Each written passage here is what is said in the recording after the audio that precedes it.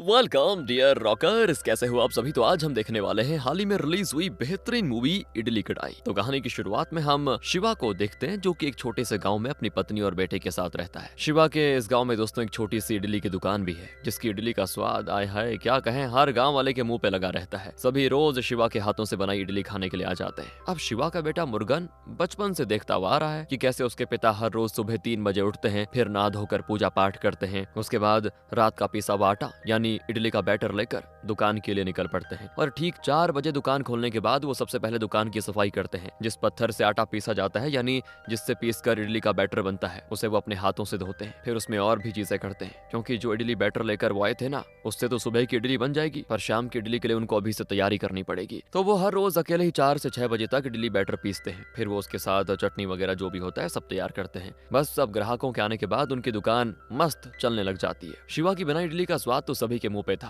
और शिवा का बचपन का दोस्त भी उसकी दुकान पर खाने के लिए आता था। शिवा की वैसे बात करूं तो वो गांधी जी को बहुत मानता है, मतलब अहिंसा पर विश्वास करता है। वो ना खुद लड़ाई करता है और ना ही किसी को करने देता है। अब शिवा के पिता यानी मुर्गन के दादाजी भी फ्रीडम फाइटर रह चुके थे एक टाइम में। शिवा का तो ये भी मानना है कि हमें पैसों के पीछे नहीं भागना चाहिए बल्कि वो काम करना चाहिए जिसको करके हमें खुशी मिले। फिलहाल दोस्तों इसी तरह कुछ साल बीतते हैं। मुर्गन बड़ा हो चुका होता है, वो अपने पिता को देखते हुए बड़ा हुआ है तो उसको खाना बनाने का बहुत ही शौक होता है, इसलिए उसने केटरिंग की पढ़ाई की ताकि वो अपने पिता की दुकान की कई सारी फ्रेंचाइज खोल पाए। और वो आजकल के हर इंसान की तरह जल्दी से जल्दी ज्यादा से ज्यादा पैसा कमाने के चक्कर में लगा रहता है। मतलब इसी कारण से उसने अपने पिता की मेहनत को कम करने और समय को बचाने के लिए एक आटा पीसने की मशीन लेकर आता है। अब उसमें से जब ये सब बनाते हैं ना तो पहले तो शिवा और फिर मुर्गन की माँ कस्तूरी उसको टेस्ट करते हैं तो यार उसमें वो स्वाद होता ही नहीं, इसीलिए इस मशीन को तो शिवा लेने से इनकार कर देता है क्योंकि उसको पता है जो स्वाद हाथों से है वो मशीन में कहाँ होगा यार। तो मुर्गन एक दिन शिवा से कहता है कि पिताजी मैंने आपके नाम की इडली की दुकान की कई सारी फ्रेंचाइज अलग अलग खोली है। तो शिवा कहता है अरे मैं भला इतनी सारी दुकानों पर कैसे मौजूद रह सकता हूँ। मुर्गन कहता है नहीं नहीं आपको कुछ करने की जरूरत नहीं है, बस आप ऑर्डर दीजिएगा, वहाँ दूसरे लोग इडली बनाएंगे। शिवा कहता है नहीं नहीं ऐसा नहीं हो सकता, अगर तुम्हें दुकान खोलनी है तो उसे मेरे नाम से ना खोलो भाई, क्योंकि उसमें जब मैं रहूंगा ही नहीं तो मेरे नाम से दुकान का क्या फायदा। अरे जिस स्वाद के लिए लोग मुझे जानते हैं वही नहीं मिलेगा तो फिर क्या फायदा। दोस्तों अभी आइडिया फेल होने के बाद मुर्गन शहर में अपनी आगे की पढ़ाई और नौकरी वगैरह करने के लिए जाना चाहता है क्योंकि उसको पैसे कमाने हैं, अमीर बनना है। तो शिवा मुर्गन से कहता है कि बेटा अगर जरूरी ना हो तो तुम यहीं गाँव में रहकर हमारे साथ रहो क्योंकि हम खुश हैं और हमारे पास जो भी है वो पर्याप्त है, अच्छी जिंदगी है। तुम ऐसी गाड़ी और बड़े घर को समझते होंगे बढ़िया जिंदगी, पर मैं तो ऐसी गाँव की जिंदगी को ही बढ़िया मानता हूँ। शुद्ध हवा है, हरियाली है, यहाँ का माहौल देखो कितना बढ़िया है, लेकिन अगर तुम्हें जाना है तो मैं तुम्हें बिल्कुल रोकूंगा भी नहीं। मुर्गन दोस्तों इस पॉइंट पर अपने माता पिता से आशीर्वाद लेकर शहर के लिए निकल जाता है, जिसके जाने से पहले शिवा उसे कहता है कि बेटा तुम्हें जो भी लगे लेकिन एक बात हमेशा याद रखना, वो दुकान मेरा सब कुछ है, मरने के बाद भी मेरी आत्मा उसी में भटकती रहेगी, याद रखना। खैर दोस्तों कहानी आगे बढ़ती है और कुछ और साल बीत जाते हैं। मुर्गन ने पहले शहर में नौकरी की और अब वो बैंकॉक में है। वो एक रेस्टोरेंट चेन कंपनी में काम करता है। आज भी मुर्गन को खाने को लेकर उसका पैशन खत्म नहीं हुआ है। हालांकि मुर्गन को घर वापस गए हुए भी काफी टाइम हो गया है। मुर्गन इसके बाद अपनी बॉस की बेटी मीरा से मिलने के लिए जाता है, जो कि मुर्गन से प्यार करती है दोस्तों वैसे, और जल्दी उसकी शादी मुर्गन से होने वाली है। मीरा भी इस शादी के लिए काफी एक्साइटेड होती है। वो कहती है बस यार कुछ ही दिनों की बात है फिर हम एक हो जाएंगे। ये सब बातें करके मुर्गन अपने बॉस विष्णु से जाकर मिलता है, जो कि मीरा के पिता है, और विष्णु मुर्गन को काफी मानता है दोस्तों, क्योंकि मुर्गन ने जब से इस कंपनी को ज्वाइन किया है तब से विष्णु की कंपनी को काफी प्रॉफिट हुआ है। अब यहाँ विष्णु मुर्गन से पूछता है कि तुम्हारी शादी में तुम्हारे माता पिता आ रहे हैं क्या कि नहीं। इस पर मुर्गन कहता है कि मैं उनसे बात तो कर रहा हूँ मगर उनका आना मुश्किल लग रहा है मुझे। अब उसी बीच में एक आदमी आकर विष्णु को बताता है कि तुम्हारे बेटे अश्विन को पुलिस ने गैम्बलिंग में पकड़ लिया है और वो उसको यहाँ लेकर आई है। तो मुर्गन और विष्णु पुलिस से बात करने पहुंच जाते हैं, जिस दौरान दोस्तों हम अश्विन को देख पाते हैं कि वो एक बिगड़ैल और घमंडी टाइप का अमीरजादा है। मुर्गन तो पुलिस से बात करके उनको वापस भेज देता है, लेकिन फिर विष्णु अश्विन से कहता है कि देखो अगर तुम्हें जुआ वगैरह खेलना है ना तो जाकर उस देश में खेलो जहाँ पे ये लीगल हो। एक बार मुर्गन को देखो, सीखो उससे कुछ, बिजनेस की कितनी अच्छी नॉलेज है उसको। और अश्विन तो गुस्से में चला जाता है क्योंकि उसकी बेइज्जती हो गई थी। अब मुर्गन उसके जाने के बाद विष्णु से कहता है कि सर आपने अश्विन को ये क्यों कहा कि उस देश में जाकर खेलो जहाँ पे ये लीगल है, अरे ये खेलना ही क्यों है गेम। तो विष्णु बताता है कि पता है बचपन में जब मेरी पत्नी इस दुनिया में चल बसी थी तो उसकी मौत के बाद मैंने अश्विन को बहुत ही नाजों से पाला है। मैंने आज तक उसको एक थप्पड़ भी नहीं लगाया। मैंने मीरा को उतना प्यार नहीं दिया जितना कि मैंने अश्विन को दिया। आज भी अश्विन को मैं बहुत मानता हूँ। घर पहुंचने पर मैं उस पे नहीं बल्कि वो मुझ पर चिल्लाएगा। और इसके अगले ही सीन में दोस्तों हम अश्विन को विष्णु पर चिल्लाते हुए देखते हैं, जो कि विष्णु से कह रहा होता है कि आपने मुझे उस मुर्गन से कंपेयर कैसे कर लिया, न जाने उसमें क्या ऐसा खास दिखता है आपको, पता नहीं मीरा भी उसको पसंद करने लगी है और उससे शादी भी कर रही है मैंने सुना। तो विष्णु जवाब देता है कि मुर्गन जैसे लोग हमारे बिजनेसेस को आगे बढ़ाने के लिए बहुत जरूरी है बेटा। कल को जब तुम मेरा एम्पायर संभालोगे तो मुर्गन जैसे लोगों की तुम्हें जरूरत पड़ेगी, इसलिए उससे दोस्ती बनाकर रखो। सीन होता है मुर्गन की तरफ शिफ्ट दोस्तों, जो कि अपनी माँ को फोन मिलाकर उनसे शिवा से बात करने के लिए कहता है, मतलब अपने डैड से कहता है कि माँ पापा को मनाओ ना शादी में आने के लिए। तो कस्तूरी अपने बेटे को जवाब देती है कि बेटा तुम अपने पिता को जानते हो ना, वो गांव और दुकान छोड़कर इतनी दूर विदेश में आ ही नहीं पाएंगे। फिर मैं चलो बात करके देखती हूँ, शायद वो मान जाए। अब मुर्गन इसके बाद अश्विन के बुलाने पर उससे मिलने जाता है, जो कि बॉक्सिंग रिंग में मुर्गन को मार मार कर अपना सारा गुस्सा उस पर निकाल देता है और मुर्गन चुपचाप रहता है क्योंकि उसको सहना पड़ रहा है, क्योंकि वो उसके बॉस का बेटा है। इन सब के बाद दोस्तों अश्विन मुर्गन को साथ में ले जाकर उस आदमी को मारने जाता है जिसने जुए में हराने के बाद अश्विन को पैसे नहीं दिए थे और उल्टा उसने अश्विन की कंप्लेन पुलिस में कर दी थी, इसीलिए अश्विन उसे काफी ज्यादा पीटता है। अश्विन तो उन लोगों को मार ही देता, लेकिन मुर्गन बीच में आ जाता है। अब आगे विष्णु मुर्गन और मीरा के लिए एक बढ़िया सी एंगेजमेंट पार्टी रखता है, जिस दौरान मुर्गन को आता है उसकी माँ का फोन, जो कि मुर्गन से बताती कि बेटा तुम्हारे पिता भी इस दुनिया में नहीं रहे, रात में सोते समय ही उनको हार्ट अटैक आ गया। और ये खबर सुनते ही दोस्तों मानो मुर्गन के पैरों तले जमीन खिसक जाती है। मुर्गन फिर इस बारे में विष्णु और मीरा से बताता है कि मुझे जल्दी अपने गाँव पहुंचना होगा, जिसके लिए विष्णु उसे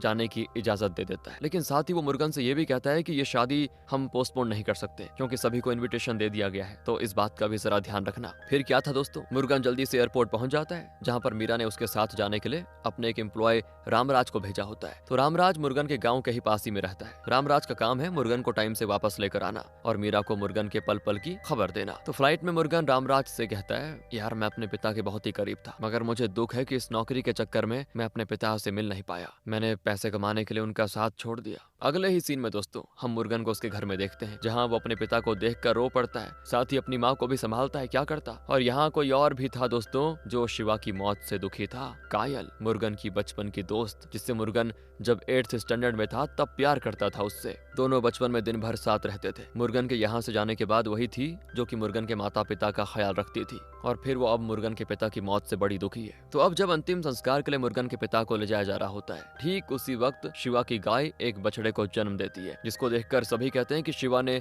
इस बछड़े के रूप में जन्म ले लिया है। तो इस पर कस्तूरी मुर्गन से कहती है इस बछड़े का नाम शिवम होगा। इसी बीच दोस्तों रामराज भी अपने घर पहुंच जाता है, जो कि काफी सालों के बाद घर आया है, जिसको देखकर उसकी पत्नी और बच्चे बहुत ही ज्यादा खुश होते हैं। लेकिन रामराज की माँ उसे पहचान नहीं पाती क्योंकि उनको डिमेंशिया हो गया था, इसीलिए अपनी माँ की यह हालत देखकर रामराज को बड़ा दुख होता है कि यार माँ ऐसी हो गई और मैं वहाँ मजे ले रहा हूँ। इधर मुर्गन को जब अपने पिता का अंतिम संस्कार वगैरह करने के बाद घर वापस आना पड़ता है, तो उसे घर अपने पिता के बिना देख बड़ा सूना सूना सा लगता है। तब कायल मुर्गन से बताती कि सुनो, रात में किसी तरह माँ को खाना खिलाकर उन्हें बीपी की दवा दे देना। कायल दोस्तों पड़ोसी में रहती है, जो कि मुर्गन से खुश नहीं है वैसे, क्योंकि मुर्गन अपने बुजुर्ग माता पिता को छोड़कर वहाँ विदेश में कमाने चला गया है। और किस लिए कमा रहा है वो, जब माता पिता की ऐसी हालत है। इसी चीज के बारे में वो बड़बड़ाते हुए निकल जाती है। रात को मुर्गन के फोन पर मीरा का कॉल आता है, जो कि मुर्गन का हाल चाल लेने के लिए मुर्गन से कहती है कि तुम आ रहे हो ना। अब मुर्गन क्या जवाब देता यार, इसका कोई जवाब नहीं देता वो। और जो शिवम था ना, वो बछड़ा, वो भी मुर्गन के पास नहीं आ रहा था। तभी मुर्गन की माँ घबराकर कमरे के बाहर आ जाती है, जिसे शिवा की याद आ रही थी बहुत ज्यादा। वो शिवा को याद करके बहुत ज्यादा रोती है। अब उनको शिवा की दुकान पर जाना था, तो मुर्गन उन्हें दुकान पे लेके जाता है, जहाँ पर कस्तूरी देखती है कि कैसे शिवा यहाँ पूरी मेहनत से काम करते थे। उसे अपने पति के साथ बिताए हुए दोस्तों हर पल याद आ जाते हैं। उसे याद आता है कि कैसे उसकी और शिवा की शादी हुई थी, जिसके बाद जब कस्तूरी प्रेग्नेंट हुई तो शिवा ने उसे कोई भी घर का काम करने से मना कर दिया। उसी दौरान दोस्तों शिवा ने अपनी माँ से ये इडली वगैरह बनाना सीखा था। धीरे धीरे वो इसमें एक्सपर्ट हो गया, और फिर एक दिन शिवा ने फैसला किया कि वो इस गांव में अपनी दुकान खोलेगा, और उसके बाद उसने पीछे मुड़कर कभी नहीं देखा। मुर्गन के जन्म के बाद कस्तूरी ने भी उसकी जीवन संगिनी बनकर उनका साथ दिया। दोनों ने मिलकर दुकान बनाई। फिर जब शिवा ने इडली बनाना शुरू किया तो लोगों को बड़ा स्वाद आ गया उसका, और शिवा का दोस्त ही वो पहला ग्राहक था जो शुरुआत से ही उसकी इडली खाने के लिए आ जाया करता था। इस दुकान की इडली की स्वाद की वजह से सभी शिवा को जानने लग गए थे। इस दुकान में शिवा पूरे दिल से काम करता था दोस्तों, यहाँ उसकी आत्मा बसती है। ये चीज कस्तूरी भी महसूस कर पा रही थी। अभी दुकान देखने के बाद वो घर आ जाती है बड़े दुख के साथ। जिस दौरान जब उसको कायल देखने आती है ना, तो वो देखती है कि कस्तूरी अपने पति की मौत का दुख सहन नहीं कर पाई और उसकी भी यार सोते सोते मौत हो गई। बड़ा इमोशनल सीन था ये। मुर्गन अपने पिता और फिर माँ की मौत से दोस्तों एकदम से सदमे में चला जाता है, जिस बारे में जब मीरा को रामराज से पता चलता है तो उसको थोड़ी चिंता होने लग जाती है कि मुर्गन टाइम से आ भी पाएगा कि नहीं। यही चीज वो विष्णु को बताती है कि अब उसकी माँ का भी देहांत हो गया है। तो विष्णु भी मुर्गन के बारे में जानकर बड़ा दुखी होता है, लेकिन उससे ज्यादा चिंता उसे अपनी बेटी को शादी कराने की थी। वो मीरा से कहता है कि टेंशन ना लो बेटा, मुर्गन को मैंने ऑर्डर दिया है, उसे वापस आना होगा। तो मीरा रामराज को फोन लगाकर कहती है कि किसी भी तरह तुम मुर्गन को जल्दी वापस लेकर आ जाओ। दूसरी तरफ मुर्गन अब पूरी तरह से अकेला पड़ चुका था। पहले पिताजी गए और अब माँ, कोई नहीं है उसका। अगले दिन कायल आकर मुर्गन के घर का सारा काम करने लग जाती है, जो देखकर मुर्गन कहता है कि अरे माँ अब इस दुनिया में नहीं रही, तुम्हें ये सब करने की कोई जरूरत नहीं है। कायल कहती है तुम्हारी माँ ने मुझे कहा था कि हमारे जाने के बाद तुम मुर्गन की जो मदद हो सकती है वो करना, बस इसीलिए कर रही हूँ और ये सब मैं उन्हीं के लिए कर रही हूँ, तुम्हारे लिए नहीं। यहाँ मीरा फिर से मुर्गन को कॉल करती है, जिसका इस बार मुर्गन कुछ खास जवाब नहीं दे पाता और बिना ज्यादा बोले वो कॉल कट कर देता है। मीरा को तो डर लग रहा था और वो रामराज को कॉल करती है, जो कि मीरा से बताता है कि मुर्गन असल में इस वक्त अपने पिता की दुकान के बारे में ज्यादा सोच रहा है। उस दुकान से मुर्गन के पिता को बहुत ही लगाव था, शायद मुर्गन को वही समझ नहीं आ रहा कि वो उस दुकान को क्या करे। तो यहाँ मीरा रामराज को एक आइडिया देती है, जिसके बाद दोस्तों अगले ही सीन में हम मुर्गन को एक स्वामी नाम के आदमी के सामने देखते हैं, जो कि शिवा की इडली दुकान को दोगुने दाम में खरीदना चाह रहा है। मुर्गन इस डील के लिए मान जाता है। अब बस स्वामी को कल पेपर तैयार करके उस पर मुर्गन के साइन लेने हैं, जिसके बाद दुकान उसकी हो जाएगी। उससे मिलने के बाद मुर्गन इडली की दुकान को आखिरी बार देखने जाता है। सोचता है आखिरी बार देख लो अच्छे से, जहाँ वो हर एक चीज को बड़ी बारीकी से देखता है, उस चक्की, उस पत्थर को, सारी चीजें, जहाँ जहाँ उसके पिता के हाथ लगते थे वो सब। अब जब मुर्गन दुकान से अपने घर की तरफ आ रहा होता है ना, तभी वो कुल देवता के मंदिर के पास रुक जाता है, जहाँ बचपन में उसके पिता मुर्गन को अपने साथ ले जाया करते थे। वहाँ पर वो पूजा भी करते थे। तो उस मंदिर में दोस्तों एक पल के लिए मुर्गन को ऐसे लगता है जैसे उसके पिता पूजा कर रहे हैं मंदिर में, जो कि ऑब्वियसली उसका भ्रम है। मुर्गन ये दुकान बेचना तो नहीं चाहता है, पर अंदर ही अंदर वो इस ख्याल से लड़ रहा है कि वो सही कर रहा है या फिर नहीं। मतलब वो कंफ्यूजन में है, दुकान बेचूं या नहीं। मुर्गन को सुबह फिर से मीरा का कॉल आता है, जो पूछती है कि तुम आ रहे हो कि नहीं। तो मुर्गन मीरा पे भड़क जाता है दोस्तों और कहता है कि तुम्हें कोई सेंस है भी कि नहीं यार, मेरे पेरेंट्स की मौत हो गई है, तुम्हें शादी की पड़ी हुई है, हम ये शादी 6-7 महीनों के लिए पोस्टपोन कर देंगे तो क्या जा रहा। मुझे देखो पहले पापा की दुकान का कुछ करना होगा, उसके बाद ही मैं सोचकर कुछ बताऊंगा तुम्हें। अब ये सुनते ही मीरा बुरा मान जाती है और कहती है इसीलिए मैंने स्वामी को तुम्हारी दुकान दुगने दाम पर लेने के लिए कहा था, तभी तुम्हें समझ नहीं आ रहा। अरे मैं उसके पैसे देने वाली थी। एक बात बताओ, उस दुकान में ऐसा क्या खास है? नॉर्मल छोटी सी गाँव की इडली की दुकान है, उसके लिए इतना सर पे उठा के रखा है तुमने। बस दोस्तों मीरा के दुकान के बारे में ऐसा बोलना मुर्गन को बड़ा गुस्सा दिला देता है। तो वो कह देता है कि मैं नहीं आ पाऊंगा अभी, रामराज को बोलो कि वो अकेले आ जाए, मैं अभी दुकान को संभालूंगा। और यहाँ विष्णु मीरा से फोन लेकर मुर्गन से कहता है कि तुम्हारी समझ नहीं आ रहा क्या, तुम्हारे माता पिता की मौत से यहाँ लोगों को फर्क नहीं पड़ेगा, कल ही शादी होनी है, अगर तुम नहीं आए और ये शादी कैंसिल हो गई तो सभी जगह मेरा नाम खराब होगा कि मेरी बेटी में जरूर कोई प्रॉब्लम होगी। तो यहाँ भी मुर्गन उसको साफ साफ मना कर देता है शादी करने के लिए। ये देखकर अश्विन धमकाने और डराने पे आ जाता है, जिस पर मुर्गन तो फोन ही काट देता है। और कायल ये देखकर बड़ी खुश होती है कि चलो ये अपने लिए लड़ तो रहा है। दूसरी तरफ दोस्तों मुर्गन का इंतजार स्वामी कर रहा होता है, ताकि वो साइन कराते ही इस दुकान को अपना बना ले। लेकिन मुर्गन वहां पहुंचकर इस दुकान को बेचने से अब मना कर देता है। जो सुनते ही वो स्वामी मुर्गन का कॉलर पकड़ लेता है कि अगर तुझे दुकान बेचनी नहीं थी तो इतना ड्रामा क्यों किया रे। इस पर गांव वाले भी स्वामी को समझाते हैं कि ये दुकान अब मुर्गन की है, उसका जब मन करेगा तब बेचेगा, तुम मुझसे जबरदस्ती नहीं कर सकते, समझे। और अब मुर्गन भी फैसला करता है कि वो भी अब अपने ही पिता की तरह इस गाँव में रहकर उनकी दुकान को चलाएगा। रामराज ने भी वापस नौकरी पर जाने से मना कर दिया था, हाँ दोस्तों, क्योंकि वो यहाँ पे अपने परिवार के साथ रहकर ही जिंदगी बिताना चाहता था। उसे दुख हो गया था यार कि मैं बाहर इतने मजे कर रहा हूँ और मेरी फैमिली यहाँ घर पे अकेली है, माँ अकेली है। तो रामराज भी अब मुर्गन की मदद करने को तैयार हो जाता है। अब रात में मुर्गन कायल के साथ सब्जियां वगैरह लेता है सांबर बनाने के लिए, जो सुनकर कायल बड़ी खुश होती है। अब कायल मुर्गन को बताती है कि तुम्हें पता है क्या, जिस स्वामी को तुम्हें दुकान बेचने वाले थे उसने कई बार तुम्हारे पिता की दुकान बंद करवाने की कोशिश की, फिर जब उससे कुछ नहीं हुआ ना तो उसने इडली की दुकान के सामने अपना ढाबा खोल लिया। उसमें वो अलग अलग चीजें रखता है खाने के लिए, मगर तुम्हारे पिता के हाथों का स्वाद जरा भी कम नहीं हुआ और कस्टमर जरा भी कम नहीं हुए, और यही देखकर स्वामी को बड़ी जलन थी तुम्हारे पिता से। तो दोस्तों यहाँ पे इनकी बातें खत्म होती है। अगले दिन सुबह मुर्गन तैयार होकर अपने पिता की तरह नहा धोकर मस्त पूजा पाठ करके दुकान को जाकर खोल देता है। जहाँ पहला काम होता है दुकान को धोने का, तो मुर्गन बहुत ही अच्छे से दुकान धोता है। फिर वो सेम चीज सारी प्रोसेस वही करता है जो उसके पापा करते थे, लेकिन मुर्गन तो 5 मिनट में थक रहा था, जबकि उसके पिता तो घंटों घंटों तक पीसते रहते थे। तभी तो जाकर इडली में स्वाद आता था। मुर्गन का साथ देने के लिए कायल भी आ चुकी थी दोस्तों, जो कि मुर्गन के ही साथ इडली के बैटर को पीसती है साथ में, मगर वो भी थक रही थी। रामराज भी कुछ देर के बाद आ जाता है। अब मुर्गन, कायल और रामराज बारी बारी इस काम को करके आखिरकार इडली का जो बैटर है उसको तैयार कर देते हैं। इसके बाद मुर्गन इडली बनाता है, सांभर बनाता है और दुकान पर टाइम होते ही गांव के लोग आना शुरू कर देते हैं। तो जिसमें सबसे पहले दोस्तों हमेशा की तरह शिवा का वही दोस्त होता है। तो शिवा का दोस्त मुर्गन की बनाई इडली खाकर कहता है कि इडली ठीक बनी है लेकिन इसमें वो टेस्ट नहीं है जो तुम्हारे पिता के हाथों में था बेटा। अब दोस्तों मुर्गन की इडली उसके पिता की बनाई इडली के आसपास भी नहीं है। ये सोचकर वो दुखी हो जाता है कि यार मैं कैसे लेके आऊंगा सेम स्वाद, लेकिन ट्राई करना तो नहीं छोड़ना ना। तो रोज कायल, रामराज और मुर्गन साथ में सारा काम करते हैं, लेकिन उनकी इडली किसी को पसंद नहीं आ रही थी दोस्तों। और इधर अश्विन खुद विष्णु से कहता है कि मैं खुद जाकर उस नौकर को लेकर आऊंगा पापा। साथ ही यहाँ दोस्तों कायल के दिन भर मुर्गन के साथ रहने पर स्वामी पूरे गांव में कायल की बदनामी करना शुरू कर देता है, क्योंकि वो खुद कायल को पसंद करता था और उससे शादी जो करना चाह रहा था, लेकिन कायल ने उस पर कभी ध्यान नहीं दिया। और अब मुर्गन की इडली अच्छी न होने के कारण उसकी दुकान पर लोग आना बंद कर देते हैं। अब सारे लोग दोस्तों स्वामी की दुकान पर मतलब उसके ढाबे पर आ जाते हैं। तो स्वामी मुर्गन से आकर कहता है कि अगर तूने मुझे ये दुकान बेच दी होती तो कम से कम तुम्हारे पिता का नाम तो रहता, लेकिन तुमने तो अपने पिता का नाम डुबा दिया यार। जिस दुकान पर कभी इतनी भीड़ लगी रहती थी आज देखो एक मक्खी तक नहीं दिख रही। और स्वामी की ये बातें सुनकर मुर्गन एकदम से उदास हो जाता है। उसकी समझ नहीं आ रहा था कि वो क्या करे, कैसे बनाए अपने पिता की जैसी इडली को। तो मुर्गन फिर कुल देवता के मंदिर जाकर उनसे प्रार्थना करता है कि मुझे रास्ता दिखाइए प्रभु। तो रात में सपने में मुर्गन के पिता उससे मिलने आ जाते हैं, जो कि मुर्गन से कहते हैं कि बेटा परेशान क्यों हो, ये इडली बनाना हमारे खून में है, तुम्हारी दादी ने मुझे सिखाया और फिर मैंने भी तुम्हें बताया है, बस तुम्हें खुद पर विश्वास करना है। मेरी इडली का सीक्रेट इंग्रेडिएंट है प्यार, बाकी तुम काम करते रहो, तुमसे मेरी जैसी इडली जरूर बनेगी, क्योंकि जैसा मैंने कहा कि ये हमारे खून में है तो जरूर तुम भी वैसा बना पाओगे। अब इस सपने से जैसे मुर्गन की आंख खुलती है तो शिवम को अपने पास देखता है। शिवम पता है ना दोस्तों कौन? अरे वही बछड़ा जो कि पहले मुर्गन से भागता था, उसके पास नहीं आता था, पर वो आज खुद से मुर्गन के पास आया है। और मुर्गन भी शिवम को बड़े प्यार से गले लगा लेता है, जो कि इस मूवी का सबसे बेस्ट सीन है दोस्तों। इसके बाद मुर्गन सुबह ठीक 3 बजे उठ जाता है, ठीक अपने पिता की तरह नहा धोकर पूजा पाठ करके दुकान खोलता है। और इस बार वो बिना कायल और रामराज की मदद लिए इडली का बैटर 2 घंटे में लगातार खुद पीस कर बना देता है। फिर वो सारी चीजें खुद ही बनाता है। इस बार मुर्गन की इडली दोस्तों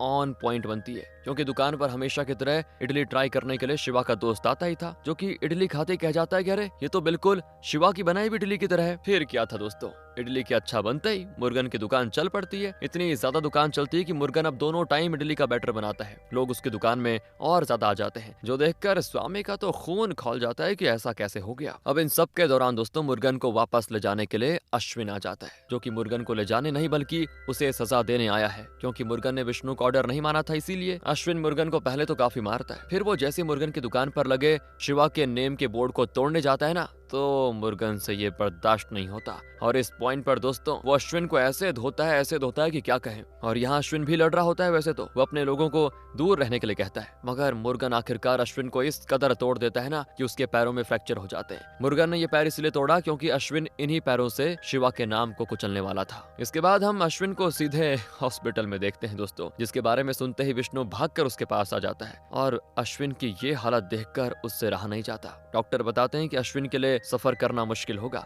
इसलिए उसको यहीं 1 महीने तक बेड रेस्ट लेना होगा, तभी वो अच्छे से रह पाएगा। लेकिन यहाँ मुर्गन को भी अपनी गलती का एहसास हो जाता है, क्योंकि उसके पिता हमेशा लड़ाई झगड़े के खिलाफ रहते थे। उसको भी थोड़ा ठंडे दिमाग से काम लेना चाहिए था ना। मुर्गन उस दिन सभी गाँव वालों के सामने मार खा रहा था, लेकिन किसी ने कुछ नहीं बोला, इसीलिए मुर्गन ने अश्विन के साथ वो किया दोस्तों, ये भी बात है। लेकिन अब मुर्गन अपनी गलती की माफी मांगने के लिए विष्णु के पास जाता है, जिसे देखकर विष्णु कहता है कि तुमने ये सही नहीं किया, मैं तो तुम्हें कुछ नहीं करूंगा, मगर अश्विन तुम्हें नहीं छोड़ेगा। तुम जानते हो ना वो कैसा है, वो बेहतर होते ही वापस आएगा और फिर देखना अपना बदला लेकर रहेगा, इसीलिए अगर कहीं भाग सकते हो तो भाग जाओ। तो वहाँ से वापस आकर मुर्गन अपने काम पे फोकस करने लगता है। उसकी दुकान पर अब दूर दूर से लोग आ जाते हैं। मुर्गन अब कोई भी लड़ाई झगड़ा नहीं करना चाहता, बस अपने काम पे लगा रहना चाहता है अपने पिता की तरह। तो मुर्गन को देखकर गाँव वालों को उसके अंदर शिवा की झलक दिखती है, सभी अब उसकी इज्जत करते हैं। दूसरी तरफ अब अश्विन दोस्तों 1 महीने के बाद ठीक हो चुका है और वो निकल पड़ता है मुर्गन से अपना बदला लेने के लिए। इसी बीच मुर्गन और कायल के बीच यहाँ फिर से वही पुराना वाला प्यार जाग जाता है। तो एक शाम की बात है, जब मुर्गन अकेला घर की तरफ जा रहा होता है, तभी उसे कुछ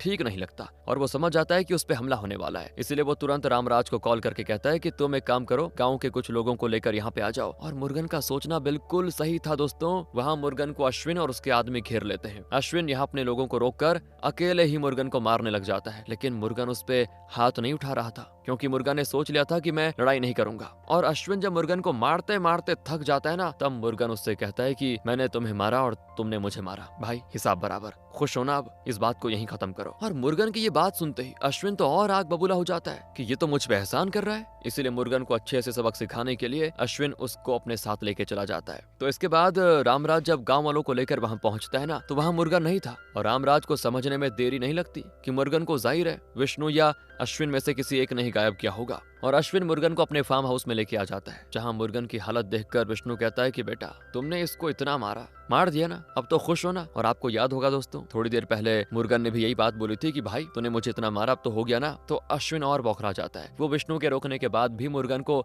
गन निकाल कर गोली मार देता है। मुर्गन बेचारा जमीन पर गिर पड़ता है। उसे मारने के बाद अश्विन कहता है कि अब मैं खुश हूँ। विष्णु तो अपने बेटे के प्यार में अंधा हो गया था दोस्तों, इसीलिए वो मुर्गन की लाश को अपने लोगों से एक जगह फेंकवा देता है, जिन्हें मुर्गन को गाड़ी में ले जाते हुए एक गांव वाले ने देख लिया था और वो ये बात सभी से बता देता है। फिर गांव वाले मुर्गन को छुड़ाने के लिए विष्णु के फार्म हाउस को चारों तरफ से घेर लेते हैं। इसी बीच रामराज को पता चलता है कि मीरा इस वक्त मंदिर में है, तो रामराज मीरा से जाकर मिलता है और उसको अपने घर में कॉफी के लिए विनती करता है। तो यहाँ बड़ी ही चालाकी से कॉफी पिलाने के बहाने रामराज ने मीरा का किडनैप कर लिया था। इधर गांव वाले मानने को नहीं तैयार होते, तो विष्णु कमिश्नर से बातें करता है। कमिश्नर इस जगह के लोकल इंस्पेक्टर से बात करता है और गांव वालों को समझाने के लिए बोल देता है। अब यहाँ दोस्तों जहाँ पर मुर्गन को फेंका गया था ना, कुछ लोग मुर्गन को ढूंढते ढूंढते उस जगह पे पहुंच जाते हैं। मुर्गन में अभी भी जान बाकी थी, इसलिए उसको तुरंत हॉस्पिटल लेके जाया जाता है, जहाँ मुर्गन बड़ी मुश्किल से खतरे से बाहर तो हो जाता है, लेकिन उसे होश नहीं आता। यहाँ रामराज मीरा को बताता है कि तुम्हें पता है तुम्हारे बाप और भाई ने मिलकर मुर्गन को गोली मारी है, अब जब तक उसे होश नहीं आता तब तक तुम यहीं रहोगी। उधर मुर्गन को होश आ जाता है दोस्तों। जिस बात का पता चलते ही इंस्पेक्टर गांव के मुखिया को लेकर उसका बयान लेने जाता है और यहाँ इंस्पेक्टर ने मुखिया को ये कहने के लिए बोल दिया था कि अगर मुर्गन विष्णु या अश्विन का नाम लेता भी है तो तुम लोगों से झूठ बताना कि ऐसा नहीं है, उसके लिए तुम्हें अच्छे पैसे मिलेंगे। लेकिन दोस्तों इंस्पेक्टर के पूछने पर मुर्गन विष्णु या अश्विन का नाम नहीं लेता। वो कहता है कि अंधेरे के कारण मैंने देखा नहीं, पता नहीं मुझ पे किसने हमला किया। अब ये बातें सुनकर मुखिया सभी गांव वालों को इस बारे में बता देता है, जो सुनते ही गांव वाले विष्णु के फार्म हाउस से अपने अपने घर चले जाते हैं। और फिर मुर्गन से कायल बताती कि तुम्हें पता है जब तुम होश में नहीं थे तो पूरा गाँव तुम्हें बचाने के लिए आ गया था। ये जानकर मुर्गन को काफी अच्छा भी लगता है। तो वो जब हॉस्पिटल से घर आता है ना, तो वहाँ गाँव वाले उसका काफी अच्छे से स्वागत करते हैं, जैसे उसके पिता की इज्जत करते थे सेम वैसे ही गांव वालों ने दोस्तों मुर्गन को अपना लिया है। जहां विदेशों में लोग अपने पड़ोसी को नहीं जानते, वहीं इस देश के गांव में लोग एक दूसरे को मदद करने के लिए कंधे से कंधा मिलाकर खड़े रहते हैं। इसी दौरान कायल की माँ उसको डांटने लग जाती है कि तुमने तो मेरी नाक काट के रखी हुई है, दिन भर उस मुर्गन के साथ घूमती रहती हो, अरे लोग अजीब अजीब बातें करने लग गए हैं तुम्हारे बारे में। अब उनकी ये बात सुनकर मुर्गन कहता है कि वो सही कहते हैं, लेकिन अब आपकी बदनामी नहीं होगी, मैं खुद कायल से शादी करना चाहता हूँ। ये सुनकर कायल बड़ी खुश। दूसरी तरफ मीरा अपने घर पहुंचकर बताती है कि तुम्हें पता है क्या, मुझे रामराज ने हॉस्टेज बनाकर रखा था। अब वो अपने पिता से पूछती, पिताजी क्या आपने या भाई ने मुर्गन को गोली मारी, ये बताइए सिर्फ। तो इस पर विष्णु साफ झूठ बोल देता है, कह रहे कैसी बातें कर रही हो, ऐसा कुछ भी नहीं था, उसके साथ ये किसी और ने किया होगा, लोगों ने हमें गलत समझ लिया। लेकिन दोस्तों अभी तक इस अश्विन को अकल नहीं आई और वो कुछ भी करके मुर्गन से अभी भी बदला लेना चाहता है। तो विष्णु अपने बेटे के लिए प्लान बनाता है कि अगर मैं मुर्गन से उसकी दुकान छीन लूं तो शायद वो रोते रोते गिड़गिड़ाते हुए तुम्हारे पैरों में गिर जाएगा अश्विन। और फिर बेटे की जिद पूरी करने के लिए विष्णु गांव के लोकल इंस्पेक्टर से कहता है कि पता करो कि मुर्गन की दुकान का पेपर बना हुआ है या नहीं, क्योंकि रोड साइड दुकानों का कोई पेपर नहीं होता है, जरा चेक करो। इस काम के लिए विष्णु इंस्पेक्टर को बढ़िया पैसे भी देता है। इधर मुर्गन अब सारा दिन कायल के साथ रहने लग गया था। उसी दौरान दोस्तों मीरा उससे मिलने आती है, जो कि मुर्गन से पूछती है कि सच बताओ तुम्हें गोली मेरे पिता या भाई ने मारी थी। तो मुर्गन यहाँ इनकार कर देता है कि ऐसा कुछ भी नहीं हुआ था, इसमें उनका कोई हाथ नहीं है। बेचारा मुर्गन तो बस शांति के लिए सब कुछ करना चाह रहा है। वो मीरा से बस ये कहता है कि तुम्हें शादी पर आने के लिए मुझे इतना फोर्स नहीं करना चाहिए था, अगर मेरी जगह तुम्हारे पिता मरे होते तो क्या तुम शादी करती। मुर्गन की बातें सुनकर मीरा को यहाँ अपनी गलती का एहसास हो जाता है। यहाँ दोस्तों वो पुलिस वाला विष्णु और अश्विन से बताता है कि मुर्गन की दुकान के पेपर्स पूरे हैं, तो अश्विन तो इंस्पेक्टर का कॉलर पकड़ लेता है और ये देखकर इंस्पेक्टर अश्विन से कहता है कि भूलना नहीं, मैंने ही तुम्हें बचाया। दोस्तों यहाँ उस इंस्पेक्टर ने विष्णु के दिए हुए पैसों का इस्तेमाल करके मुर्गन की दुकान के पेपर्स बनवाए थे, क्योंकि उसे बचपन में मुर्गन के पिता फ्री में इडली खिलाया करते थे, बस उसने वही एहसान उतारा। बाकी आगे अश्विन कुछ ना कुछ तो करेगा, ये तो वो इंस्पेक्टर नहीं रोक सकता ना, तो उससे जो हो सकता था उसने किया। गाँव में स्वामी अपना रिश्ता लेकर कायल की माँ के पास आता है, जिसे दोनों माँ बेटी बेइज्जत करके घर से बाहर निकाल देती है, क्योंकि उसने ही कायल और मुर्गन के खिलाफ सभी लोगों में गलत गलत बातें फैलाई थी। और दोस्तों अश्विन भी अब हार मान चुका था। वो अपने पिता से कहता है कि पापा चलो वापस चलते हैं, जो सुनकर विष्णु बड़ा खुश होता है और जल्दी से टिकट करवा लेता है। अब रात में दोस्तों स्वामी काफी सारी पीता है और उसे मुर्गन से अपना बदला जो लेना है, जबकि मुर्गन ने उसके साथ कुछ किया भी नहीं कभी। स्वामी रात में उसके घर जाता है, जहाँ जब मुर्गन नहीं मिलता तो वो उसके बछड़े यानी शिवम को मारने जाता है और तभी ऐन वक्त पर मुर्गन वहां पे पहुंच जाता है और वो इस बात से बड़ा गुस्सा होता है कि स्वामी ने बेजुबान जानवर को मारने की कोशिश की। वो स्वामी को बहुत ही बुरी तरह मारता है दोस्तों। और जब ये सब हो रहा था ना तो चुपचाप दोस्तों वो अश्विन का बच्चा मुर्गन की दुकान में पेट्रोल डालकर उसको आग लगा देता है यार, जिसे रामराज देखता है, रोकने की कोशिश करता है, लेकिन अश्विन रामराज को मारकर ही भाग जाता है। रामराज फिर गुस्से में मीरा को कॉल करके उसे सब बता देता है और कहता है कि तुम लोग ये करके कभी खुश नहीं रहोगे, सच बता रहा हूँ। तो मुर्गन दोस्तों जब अपनी दुकान को जला हुआ देखता है ना, बेचारा टूट जाता है। उधर दोस्तों अश्विन और विष्णु का झूठ सामने आने से मीरा को बड़ा झटका लगता है। वो अपने पिता से कहती है, आपने बड़ी ही सफाई से झूठ बोला था उस दिन। मुर्गन इतना अच्छा है कि उसने मेरे पूछने पर भी मुझे नहीं बताया कि ये काम आप लोगों ने किया। तो यहाँ गलत वो नहीं बल्कि तुम लोग हो। और वो अपने सर पर गन रखकर खुद को मारने की धमकी देकर अश्विन से पूछती है कि तुमने मुर्गन की दुकान में रात में पेट्रोल डालकर उसको जलाया ना। लेकिन अश्विन सच बताने के बजाय कहता है, तुम गोली चला दो क्योंकि तुम्हारा मर जाना सही होगा, ये सब तुम्हारी वजह से ही हो रहा है। ना तुम उस नौकर से प्यार करती ना ही ऐसा होता। अश्विन की ये बातें सुनकर विष्णु उसको जोर का थप्पड़ लगाता है, जो कि उसको बहुत पहले लगा देना चाहिए था क्योंकि वो मीरा को मर जाने के लिए बोल रहा है ना। और यहाँ दोस्तों आखिरकार अश्विन की अकल ठिकाने आ जाती है। यहाँ बेचारे गाँव में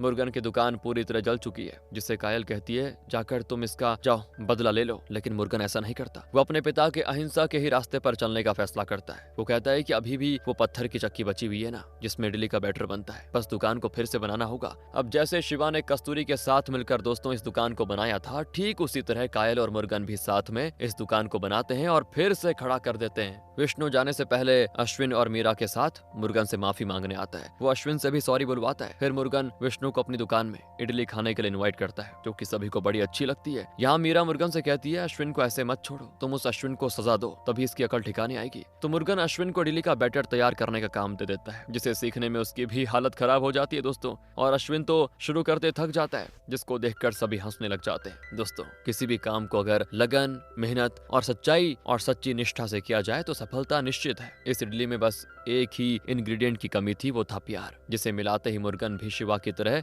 इडली बनाने लग गया और गांव वालों ने भी उसको अपना लिया। मुर्गन को अब एक गांव अच्छा लगने लग गया है दोस्तों। उसे अब कहीं जाने की जरूरत नहीं है, बस एक शांत और खुशहाल जिंदगी जीनी है जो वो जी लेगा। बाकी इसी के साथ ये कहानी यहाँ पे खत्म होती है। आप बताइए आपको कैसी लगी, कमेंट्स दीजिए अपने। मिलते हैं आपसे अगली वीडियो में, ध्यान रखिएगा अपना and finally thanks for watching.